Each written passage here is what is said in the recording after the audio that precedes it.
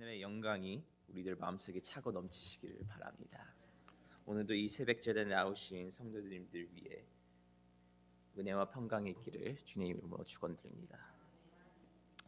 오늘은 계시록 3장 1절에서 6절 말씀을 한 절씩 같이 교독하도록 하시겠습니다. 사대 교회의 사자에게 편지하기를 하나님의 일곱 영과 일곱 별을 가진 이가 가라사대 내가 네 행위를 아노니 내가 살았다 하는 이름은 가졌으나 죽은 자로다.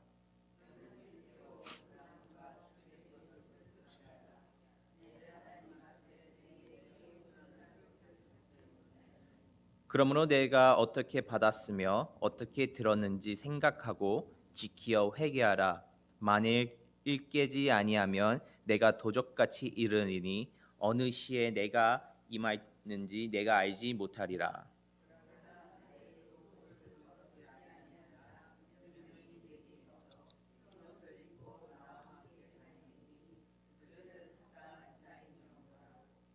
이기는 자는 이와 같이 흰옷을 입을 것이요 내가 그 이름을 생명책에서 반드시 흐리지 아니하고 그 이름을 내 아버지 앞과 그 천사들 앞에서 시인하리라. 성령이 이 교회들에게 하시는 말씀을 들을지어다. 아멘. 오늘 사대 교회를 같이 함께 보기를 원합니다. 이 사대 교회를 보면 얼마나 현재 교회를 모습들을 볼 수 있는지 알 수가 있습니다. 얼마나 무섭고 예수님께서 오시는 그 모습을 함께 보심으로써 저희들이 얼마나 회개를 하고 변화되어 가야 되는지를 볼 줄로 믿습니다. 이 사대 교회라는 이름은 살아있다라는 이름이었는데 실상은 죽었다라고 예수님께서 표현해 주고 계십니다. 자칭 자기 자신들은 예수님을 정말로 믿는데 예수님께서 보시기에는 죽어 있는 신앙이라고 표현해 주고 있었습니다. 사대교회 당시에 그 도시는 물질적으로 굉장히 풍요로운 도시였습니다. 그래서 도시가 부흥을 하니 경제적으로 교회 또한 경제적으로 물질적으로 헌금이 많이 들어와서 부흥을 하게 되었습니다. 그런데 물질적으로 풍요롭게 되다 보니 교인들이 자기의 신앙을 돌아보지 않고 세속화되어지고 세상적으로 변화되어 가고 있었던 것입니다. 그렇기 때문에 예수님께서는 겉모습은 화려하나 너희들의 믿음은 죽어 있다라고 얘기해주고 계십니다. 예수님께서는 예수님을 따르라고 하면 자기 자신을 부인하고 십자가를 매일 지라고 하십니다. 그런데 오늘의 말씀을 보면 이 사대 교회는 겉으로는 늘 분주하고 화려하고 무엇이 항상 바쁜데 죽어 있다는 것입니다. 영이 겉은 정말 은혜스럽고 뭔가 신앙이 넘치고 힘이 넘쳐 보이지만 실상은 죽어 있는 교회라고 말씀해 주고 계십니다. 예수님께서 어떤 모습으로 오셨습니까? 오늘 1절 말씀에 보면 예수님께서는 일곱 영과 일곱 별을 가진 분이시다라고 말씀해 주고 계십니다. 우리가 일곱이라는 숫자를 그동안 배워왔듯이 완전수라는 것입니다. 그럼 일곱 영이라는 것은 성령님께서 일곱 분으로 오신 것이 아니라 완전하신 온전하신 성령님께서 오셨다는 것입니다. 온전하다는 것은 크고 넘치고 강하다는 뜻이에요. 그러니까 예수님께서 성령님의 모습으로 온전하고 완전하고 강력한 모습으로 오셨다는 것입니다. 또한 일곱 별을 가지신 분이라고 하시며 나타나셨습니다. 그 말은 우리가 앞장 2장에서 보았듯이 예수님께서 어떻게 오셨습니까? 오른손에 일곱 별을 가지시고 일곱 금촛대 사이를 다니셨다는 것이죠. 그것은 예수님께서 그 교회에 대한 관심과 사랑이 있다는 것입니다. 그래서 예수님께서는 그 교회의 머리가 되시고 정말 생명을 주시는 그런 모습으로 오셨다는 것인데 예수님의 가장 큰 관심이 교회라는 사실은 우리가 부인할 수가 없습니다. 그렇다면 우리가 예수님께서 가장 큰 관심을 가지시는 것이 교회인데 만약에 우리의 가장 큰 관심이 교회라면 예수님께서 얼마나 기뻐하시겠습니까? 그러나 교회들이 날마다 갈수록 약해져 가고 있습니다. 모임이 줄어들고 있습니다. 새벽 기도가 사라지고 있습니다. 수요 기도회가 사라지고 있습니다. 점점 예배는 사라지고 있는 것이 현실입니다. 예수님을 정말 사랑한다면 예수님께서 가장 관심을 가지고 계시는 그 교회에 대해서 어떻게 저희들이 무관심을 가질 수 있는지 한번 돌이켜봐야 되는 줄로 저희는 믿습니다. 예수님을 믿는데 교회를 안 나간다는 것은 어떤 의미를 말합니까?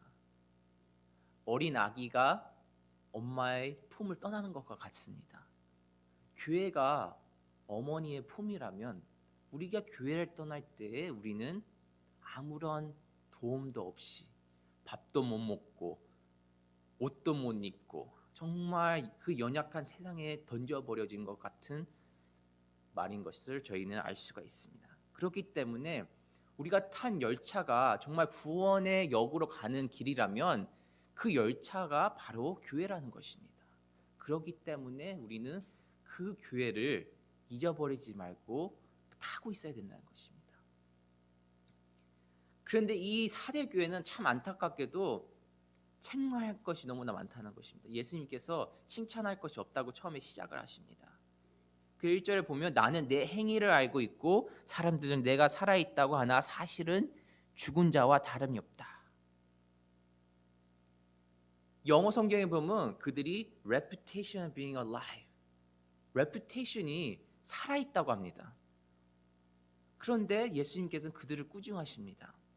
겉모습은 교회처럼 보이나 그 안의 내용을 들여다보니까 죽은 시체와 같다고 말씀해주고 계십니다. 인형이나 마네킹을 보면 얼마나 예쁩니까? 지나가던 가게에 보면 옷을 입힌 마네킹을 보면 정말 살아있는 사람처럼 보일 때도 많습니다.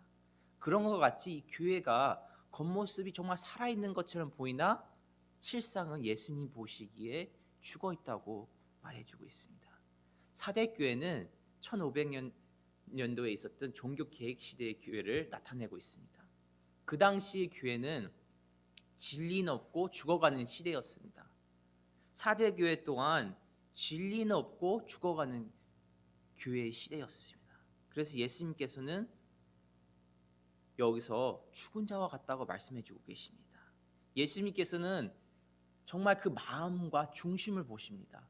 겉모습을 보는 것이 아니라 행위를 보는 것이 아니라 행위 전에 우리의 마음의 중심을 보시기 때문에 그 마음의 중심이 예수님의 떠나 있기 때문에 아무리 겉모습이 화려하고 정말 예배를 많이 드렸을지언정 마음이 없기 때문에 예수님께서 책망하고 계시는 것입니다.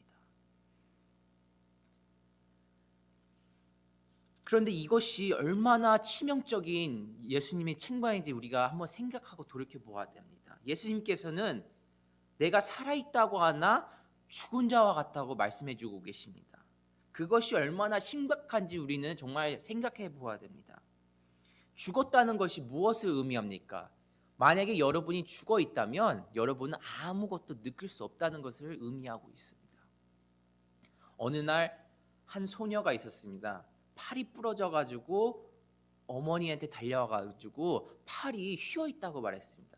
근데 어머니가 보니까 그 어린 아이가 울지는 않고 팔이 휘어 있다고 하니까 희한하게 생각하고 의사한테 데려가서 팔을 고쳐주었습니다. 근데 어머니는 집에 돌아왔는데 생각합니다. 왜 팔이 부러졌는데도 그 아이는 울지 않고 그저 팔이 휘었다고 했을까? 근데 시간이 지날수록 그 아이가 매일 다칠 때마다 울지 않고 그냥 오게 됩니다. 그래서 어느 날 그 어머니가 너무나 신기해서 의사에게 데리고 와서 치료를 합니다. 변명을 알기 위해서. 그랬더니 그 아이가 아픔을 느끼지 못하는 병을 가지고 있었다는 것입니다. 그렇기 때문에 그것이 얼마나 심각한지 모릅니다. 그 어머니에게. 그거와 마찬가지로 우리가 신앙생활할 때 아픔을 느끼지 못한다면, 고통을 느끼지 못한다면 그것이 얼마나 심각한지 모릅니다. 교회가 죽었다는 것은 아픔을 느끼지 못한다는 것입니다. 아무리 좋은 말을 해도 듣지 않는다는 것입니다. 듣지 않기 때문에 변화가 없고 회개를 안 한다는 것입니다. 그렇기 때문에 교회가 죽었다라는 것은 굉장히 심각하고 무서운 하나님의 책망인 것입니다. 그렇기 때문에 우리는 우리 자신을 돌아볼 수 있는 그 아픔을 느낄 줄 있을 줄로 믿습니다. 그래서 예수님께서는 우리들에게 권면을 해주십니다. 세 가지의 권면을 해주시는데요. 2절과 3절의 말씀 보면 그 첫 번째 권면은 남은 것이라도 지켜야 한다는 권면입니다. 완전히 죽기 전에 아직 조금이라도 남은 힘이 있을 때에 내 자신을 일으켜 세우라. 그것은 깨어 있으라라는 것입니다. 조금이나마 내가 깨달을 수 있고 힘이 남아 있을 때에 깨어 있으라. 마태복음 24장 42절에 보면 예수님을 기다리는 가장 중요한 자세는 깨어 있는 것이라고 말씀해 주고 있습니다. 베드로가 어땠습니까? 예수님과 함께 올라갔을 때, 겟세마네 동산 올라갔을 때 기도할 때 예수님께서 베드로에게 기도하라고 하십니다. 근데 베드로가 어땠습니까? 계속 졸고 잠들었습니다. 예수님께서 뒤돌아보시더니 어찌 너가 1시 동안이라도 기도를 할 수가 없느냐라고 꾸중을 들었습니다. 근데 훗날 베드로가 그 말씀이 얼마나 중요한지 깨닫고 베드로전서 5장 8절 말씀 한번 같이 보겠습니다.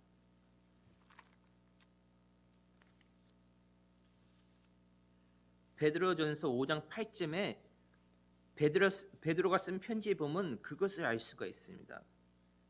5장 8절 말씀에 베드로는 이렇게 말해주고 있습니다. 근신하라, 깨어라. 너희 대적 마귀가 오는 사자같이 두루다니며 삼킬 자를 찾느니라 라고 말했습니다. 믿음의 잠에서 깨어 있어야 한다고 합니다.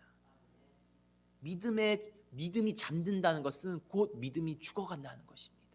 베드로가 얼마나 그것을 늦게 깨닫고 후회했는지 모릅니다. 예수님께 기도하고 깨어있으라는 것은 내가 깨어있으라. 마귀가 얼마나 예수님께서 금초대 사이를 다니듯이 마귀도 그 금초대 사이를 다닌다는 것입니다. 그렇기 때문에 우리가 깨어있어서 마귀의 역사에 흔들리지 않고 예수님을 끝까지 믿고 지키라는 것입니다. 그렇기 때문에 예수님께서는 너희가 완전히 죽기 전에, 믿음이 죽기 전에 아직 생명이 조금이나마 붙어있을 때에 깨어서 회개하고 돌아서라는 것입니다. 예수님이 오실 날 얼마 멀지 않았기 때문에 항상 깨어있는 모습으로 신앙생활을 하라고 저희들에게 가르쳐주고 있습니다. 그러나 신앙인들은 교회를 정말 습관적으로 신앙생활을 합니다. 어렸을 때는 부모님 따라서 교회 나오고, 커서는 목사님이 전화하니까 교회에 나오고, 신방하니까 교회에 나오고, 나중에는 자녀들이 교회를 가게 되니까 그냥 또 따라 나오게 되고, 그러다가 평생 그냥 따라 나오게 되는, 전화해서 누가 뭐라고 해서 나오게 되는 그런 죽어있는 신앙생활을 하게 됩니다. 그러나 지금 현재 이 새벽제대에 나와 있는 여러분들은 정말 이 예배를 정말 간절히, 이 찬양을 간절히, 이 말씀을 간절히 사모하는 성도님 되시길 주님의 이름으로 축원드립니다. 두 번째로는 예수님께서 자신을 점검하라는 권면을 해주십니다. 여기에 보니까 3절에 내가 받은 것과 들은 것을 기억하며 누이치고 순종하라.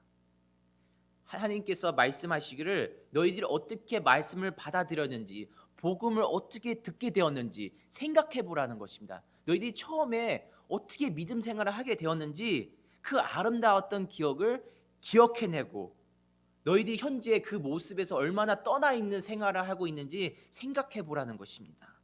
스스로를 돌아보라는 것입니다. 여러분들이 만약에 날마다 예배드리고 말씀을 본다면 이것은 어려운 일이 아닙니다. 왜냐하면 말씀이 거울과 같이 우리 자신을 비춰주기 때문에 우리는 날마다 돌아볼 수밖에 없습니다. 하지만 여러분들이 말씀에 떠나 있는 신앙생활을 한다면 이것은 굉장히 어려운 권명인 것입니다. 왜냐하면 나 스스로 돌아본다는 것은 굉장히 두렵고 어렵기 때문입니다. 그렇기 때문에 여러분들이 말씀을 통해서 정말 내 자신을 돌아보고, 내가 처음 첫사랑을 깨닫고 정말 내가 어떻게 예수님을 사랑하게 되었고 교회에 나가게 됐는지를 항상 리마인드 하시고 정말 그것을 실천할 수 있는 신앙생활 하시기를 바랍니다. 세 번째로 예수님께서 회개하라는 권면해 주십니다. 3절 후반절에 보면 회개하지 않고 내게 돌아오지 않으면 내가 도둑질같이 너희를 찾아갈 것이다.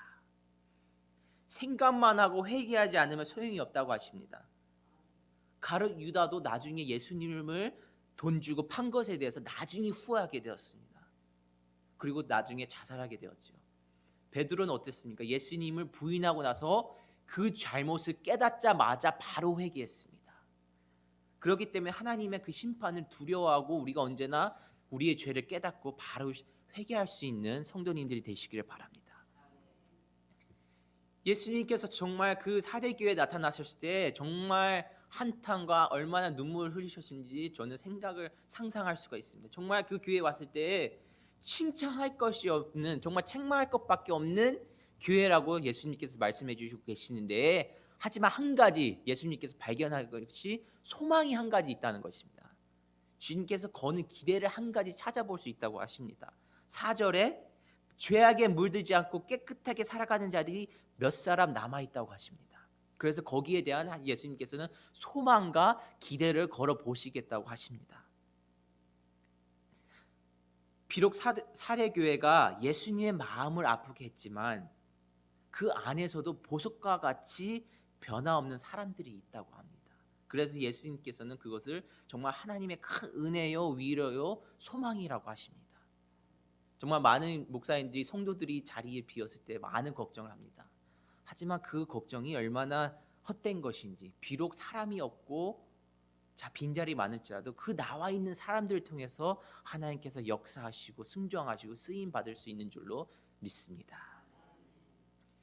여러분, 새 옷을 사면 그것이 얼마나 화려하고 이쁩니까?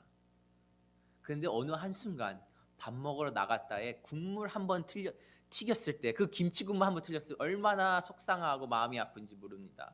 정말 저도 와샤스를 입고 교회에 왔다가 김치국물 한 방울 튀기면 정말 가슴합니다. 아, 이것을 정말 손빨래를 엄청 해야 되겠구나. 함부로 행동을 안 합니다. 새 옷을 입고 흰 옷을 입었을 때. 그런데 사대교회에 그런 사람이 있었다는 것입니다. 흰 옷을 입고 정말 더럽혀지지 않기 위해 노력한 사람들이 있다고 예수님께서 말씀하십니다. 그 사대교회가 얼마나 물질적으로 풍요롭고 유혹이 많았겠습니까? 예수님을 배반하라고 합니다. 아니, 편하게 돈이 많고 편하게 살 수 있는데 왜 힘들게 신앙생활을 하라고 권면하고 정말 그들에게 예수님을 부인하라고 했습니다. 하지만 그들은 정말 아끼고 아끼는 신앙생활을 했습니다. 정말 그 흰옷을 입은 것 같이 예수님의 그 사랑을, 그 믿음을 지키기 위해서 노력을 하는 자들이 있었기 때문에 예수님께서는 정말 은혜롭고 소망을 가질 수 있다고 했습니다. 그 교회에 대해서. 사대교회가 1500년대에 그 종교개혁과 같은 교회라고 제가 말씀드렸는데, 정말 그 종교개혁 시대를 보면 그 카톨릭 교회의 그 잘못된 것을 지적하고 반항하기 위해서 나섰던 그 몇몇 목사님들을 보십시오. 정말 그들은 앞장서서, 비록 몇 안 되는 사람들이었지만 그런 사람들이 있었기 때문에 이 기독교가 변화되고 개혁이 되고 예수님께서 다시 일어설 수 있는 교회들을 세우신 줄 믿습니다. 그렇게 했을 때 예수님께서 어떻게 해주시나 합니까? 이 교회의 모든 띠임이 주제와 같듯이 결국 마지막에는 그 모든 것을 이기는 자에게는 복을 주신다고 합니다. 이기는 자에게 예수님께서 세 가지의 복을 주신다고 하십니다. 첫 번째는 흰 옷을 입는 축복을 주신다고 하십니다. 5절 말씀에 승리하는 자에게 흰 옷을 입을 것이며 라고 했습니다. 정말 자기의 믿음의 옷을 더럽히지 않는 자들에게 아주 특별한 은혜와 축복을 주신다는 겁니다. 그것이 무엇인가 하면 죄 없는 거룩하신 예수님과 함께 흰 옷을 입고 천국에서 동행할 수 있는 자격을 주신다는 것입니다.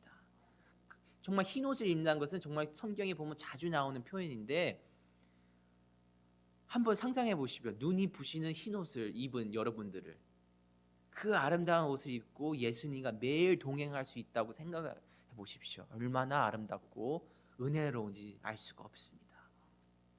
그렇기 때문에 흰 옷을 입을 수 있는 권한을 준다는 것은 깨끗함을 상징합니다. 여러분이 신앙생활, 이 복음을 깨끗하게 가꾸고 정말 부끄럽지 않은 신앙생활을 해서 천국에 갔을 때 예수님과 동행할 수 있는 축복을 주신다는 것입니다.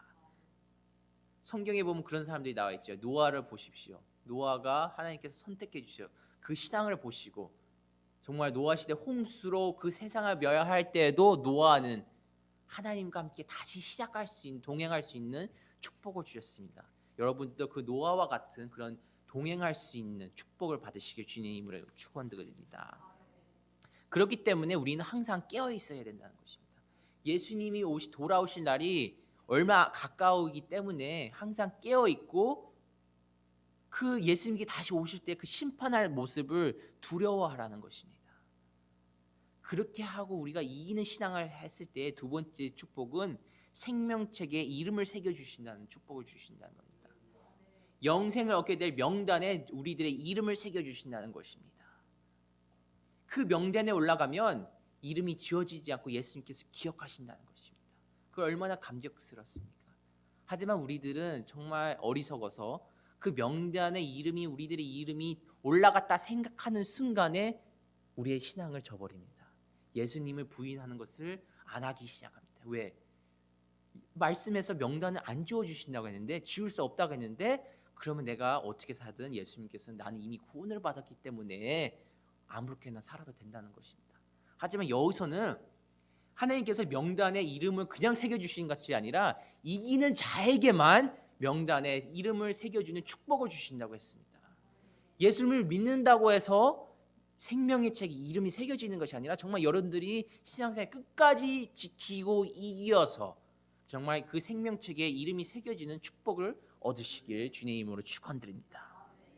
그렇게 할 때에 여러분이 이겨서 흰 옷을 입고 생명의 책에 이름이 새겨질 때 마지막으로 정말 하나님 앞과 천사들 앞에서 그 이름을 인정받는 축복을 받는다는 것입니다. 그 얼마나 아름답습니까? 천국에 올라갔을 때 하나님께서 내가 너를 기억하노라라고 하실 때 그 얼마나 감격스럽고 감동스럽습니까? 또한 그 천사들도 나를 인정해줘서 여러분들을 인정해줘서 같이 하나님과 동행하고 찬양 드리고 예배 드릴 수 있는 그 권한과 축복을 받을 수 있는 정말 성도님들이 되시길 주님의 이름으로 축원드립니다. 그런데 정말 은혜의 삶을 산다는 것은 정말 팽팽한 긴장 속에 살아가는 것일 수밖에 없습니다. 아무런 노력 없이는 그 은혜 속에 살아갈 수가 없습니다. 사대 교회는 모든 것을 축복받았고 물질적으로 축복받았기 때문에 나태해지고 신앙이 그래서 빛과 소금을 잇는 그런 교회가 되었던 것입니다. 이 사대 교회가 같이 변해가는 이 현대 교회를 보시면 가장 중요한 것은 그들이 영향력을 잃어가고 있다는 것입니다. 예수님께서 빛과 소금이 되라는 것은 이 세상을 영향력 있게 앞장서서 이끌어가라는 것인데 요즘 교회는 거꾸로 세상이 교회를 이끌어가고 세상이 교회를 좌우지하고 교회가 세상에서 빛을 발하지 못하고 소금의 맛을 잃어가는 그런 정말 슬픈 현실이 되었습니다. 그렇기 때문에 우리 여러분들도 이 신앙생활 할 때 정말 내가 정말 빛과 소금을 잃지 않고 정말 끝까지 믿음을 지켜서 이길 수 있는 정말 그런 경건한 신앙이 될 수 있도록 주님의 이름으로 축원드립니다. 기도하시겠습니다. 사랑이 많으신 하나님, 정말 주님의 은혜로 구원받는 성도가 되게 허락하여 주옵시고 정말 하나님 앞과 천사들 앞에서 시인받아 정말 하늘의 영광을 누릴 수 있는 기쁨을 얻게 되기를 원합니다. 정말 우리들의 삶 속에 주 안에서 정결하고 거룩하고 정말 경건해질 수 있는 주님의 백성과 자녀들이 될 수 있도록 저희들의 마음을 붙들어 주옵시고 정말 그 흰옷을 입는 생명책에 이름이 새겨지는 축복을 받을 수 있는 주의 백성이 될 수 있도록 저희들이 날마다 회개하고 돌이켜볼 수 있는 자녀들이 되게 허락하여 주시옵소서. 이 시간 주여 삼창하심으로 다 같이 정말 내 자신을 돌아볼 수 있는 이 시간이 되기를 원합니다. 주여, 주여,